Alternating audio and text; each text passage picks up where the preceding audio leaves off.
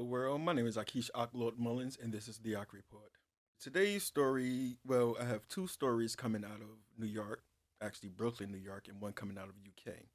The first story out of Brooklyn is about a dude named Javone Duncan, 22, who's accused of unaliving Raelynn Cameron, 17. The problem with this story is when I first read it, I thought it was just your regular typical story of dudes who don't know or understand when a female say no or she's not interested. See, the problem is before Javon had unalived Raelynn, which is the reason why we're doing this story today. Before Javon had unalived Raelynn, this past summer, Javon was no other way to put this at this point. He was stalking, harassing, trying to intimidate Raelynn into dating him because he approached her in the summer. She turned him down in the summer and he slapped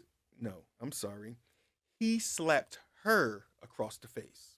Now, my thing is when I seen that was why wasn't this reported? Why didn't her or her parents go to the police, report it to the police, or do whatever they had to do to make sure that she was protected for this not to happen? Because like I said, she was 17 and this man is 22. Fast forward to why we're here today. So Raelynn was invited to a party by her cousin. Raelynn didn't want to go to the party. Raelynn decided to give in to her cousin's constant asking her to go to this party. Comes to find out, this party was inside a vacant apartment inside of a building. I'm not quite sure if the whole building was vacant or just the apartment, but it happened in a vacant apartment inside of a building. Now, once Raelynn showed up at this party, she seen a few faces that she knew, but she also seen Duncan.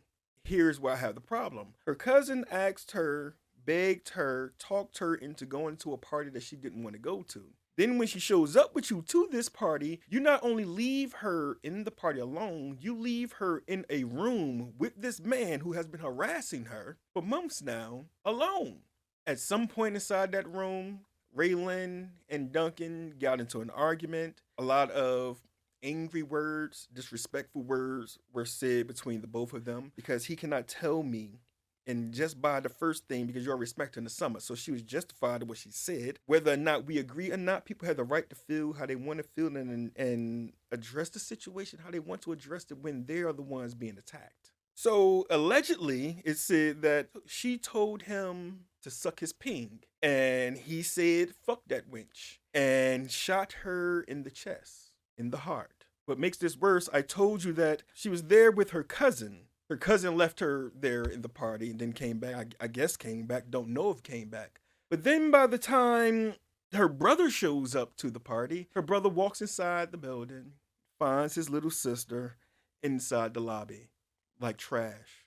Police knew where the original place was at because they followed the blood trail from the lobby back upstairs to the vacant apartment. But here's the thing. They said that this was a beloved girl.